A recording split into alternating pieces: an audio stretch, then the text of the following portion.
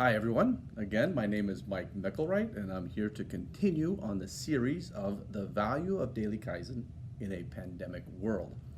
Now previously I had discussed the need for leaders to change their own behaviors in order to focus in on continuous improvement all the time. At Kaizen Institute we speak oftentimes about the three golden rules of a Kaizen leader. The first golden rule is react quickly to alerts from team members. We always have to be on call, available, and there has to be systems in place to make sure that people can get a hold of us as soon as there is an issue that is going to keep us from meeting our expectations for that day, for that hour.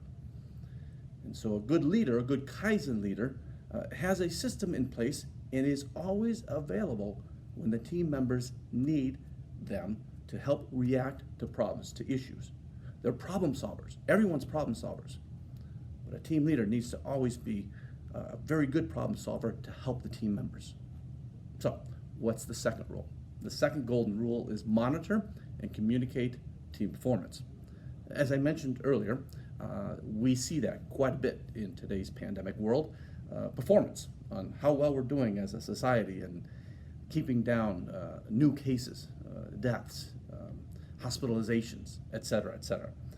We want to see that also in our organizations and our teams. And a team leader's role is to constantly monitor how well we're doing, how our performance is doing against expectations, so that team leader can react and get the proper resources and get whatever is required and needed to make sure that we still meet the customer's expectations. And so there's that constant focus of monitoring and communicating the team performance. The third golden rule is to implement necessary improvements. A good Kaizen leader is a problem solver and a coach to help others problem solve. They encourage other people to help to problem solve, to solve those problems. They have talent, they have skills in order to talk to people and question them and ask them about the problems and their ideas on how to solve problems. So those are the three main golden rules. Now, how is a lot of this done? Well, a lot of this done is performed throughout the day, of course, but also usually in most organizations, at least once a day, there is a daily Kaizen meeting. There are certain attributes of a daily Kaizen meeting. One, it's normally very short, 15 minutes usually at most, short in duration. It's a stand-up meeting and it's frequent. The idea behind it is many of you might know, the concept of lean, Kaizen, is a single piece flow. In many things that we do in production, we always try to get to single piece flow and try not to have big batches of things. Because when you have big batches, that's the waste. That's what happens.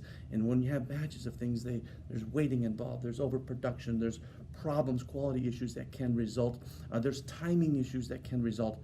And so conceptually, the idea is instead of doing things in big batches, we do it more in single piece flow. This also is true for meetings.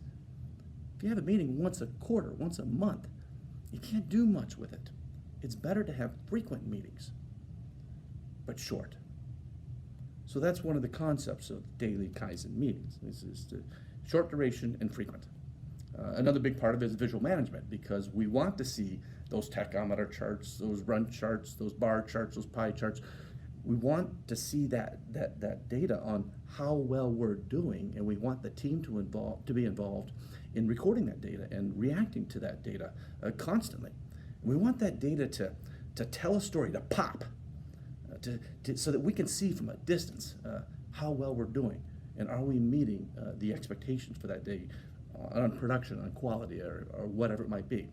And we want to see that, and so that's part of visual management, key part of daily Kaizen meetings.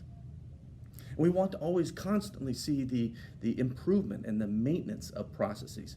So we have to have processes in place to improve, to see how well we're doing against expectations, but then to get to the root causes of problems and to flush out those root causes and get us back on track and put systems in place, put standards in place so that we can maintain it that way and assess or audit against those standards as well. So those are all some of the key attributes. And one thing I really want to talk a little bit more about, just to hit on the one topic, because it's so important, is again the idea of short and frequent meetings. Think about you're on the mainland and pretend that you know how to operate a sailboat and you're trying to get to an island, and you want to get the island, and so you map your coordinates and you get out your GPS and you realize that it's going to take about 4 days to get there. So you're also kind of a beginner somewhat, and so you start off your trek, and for some reason you set your sights in the right direction, but you never look again. I know it's kind of crazy, but you never look again. And so on the 4th day, when you expect to be at the island, it's like, where's the island? Can't find the island. What am I doing? And so you kind of look at where you are, and oh my God, we're way off course, way off course. And set our sights back on the island, set the coordinates again, and we get there. And it takes us 7 days total. Should have been 4. Took 7 days. So then the next year you're going to do the same trip. But you've learned. You've learned your lesson. And this time, instead of looking after the 4th day, you decide, I'm going to look at the end of each day to see where I'm at. Am I on target? Am I still heading in the right direction? So you do that at the end of each day. And at the end of each day, it's like, oh, shoot, I'm a little bit off. And you readjust. And then at the end of the next day, oh, a little bit off again. And I readjust, set my coordinates again. You keep doing this. And you finally get there in 5 days. Big improvement, not 7 days anymore, but 5. But still not at where it should be at the 4 days. But you learn a lesson. That's most important. So what do? You decide, well, okay, next year, I'm going to do the same thing.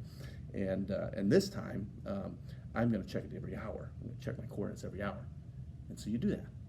And every hour you check it, and oh, just off a hair. Oh, still on course. Oh, next hour, just off a hair. Readjust. And you get there in 4 days. The moral of the story is quite obvious, is that it's best to check your positions, how well you're doing against expectations, frequently, but in short bursts. Frequently in short bursts. One more analogy. Think about going to a basketball game, a football game. You got the big old scoreboard up there. How many times do you look at that scoreboard? To look at the time, to look at the score, to look at the timeouts, to look at the data that's up there. You don't just do it at the end of the game. You also probably don't do it at the end of the quarter. You're constantly looking at that. That's what a Kaizen leader should do. Thank you.